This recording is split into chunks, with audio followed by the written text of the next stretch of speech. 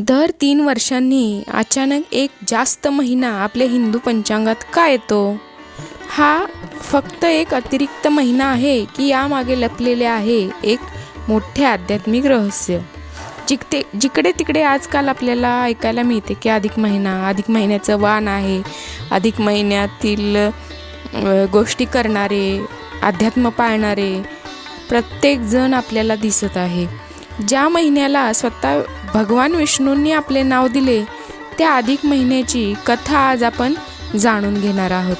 तर व्हिडिओला सुरुवात करण्या अगोदर तुम्हाला एकच रिक्वेस्ट आहे मैत्रिणींनो, माझ्या चॅनलला सबस्क्राईब करा, व्हिडिओ शेवटपर्यंत बघा, आवडल्यास लाईक करा, नाही आवडला तर डिसलाईक करा आणि ही माहिती तुम्हाला कुणाला शेअर करावीशी वाटत असेल तर ती शेअर पण नक्की करा. तर नमस्कार, स्वागत आहे आपल्या मधुमंत्रा चॅनलवरती. मित्रांनो, आपल्या हिंदू संस्कृतीमध्ये प्रत्येक गोष्टीमागे एक सुंदर कारण आणि परंपरा लपलेली असते. त्याचप्रमाणे अधिक महिना देखील खूप पवित्र आणि विशेष मानला जातो. आपल्या पंचांगानुसार चंद्र आणि सूर्य यांच्या गणनेत फरक पडतो.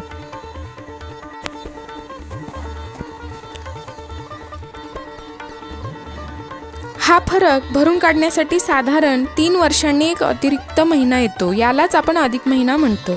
पण या महिन्याला एवढे महत्त्व का आहे बरं? कधी विचार केलाय का तुम्ही? पूर्वी या अधिक महिन्याला कोणीही स्वीकारत नव्हते अशी एक सुंदर पौराणिक कथा सांगितली जाते.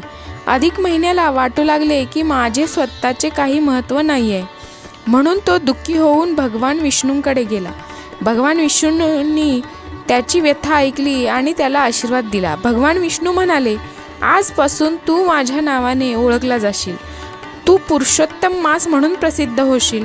म्हणूनच अधिक महिन्यात भगवान विष्णूंची पूजा, नामस्मरण, दानधर्म आणि चांगली कर्मे करण्याला विशेष महत्त्व दिले जाते. या महिन्यात केलेले जप, ध्यान, सेवा आणि भक्ती मनाला शांती देतात अशी सुद्धा श्रद्धा आहे. अधिक महिना आपल्याला एक सुंदर संदेश देतो. ज्याला जग कमी महत्त्व देते त्यालाही देव योग्य वेळ आल्यावरती विशेष स्थान देतो.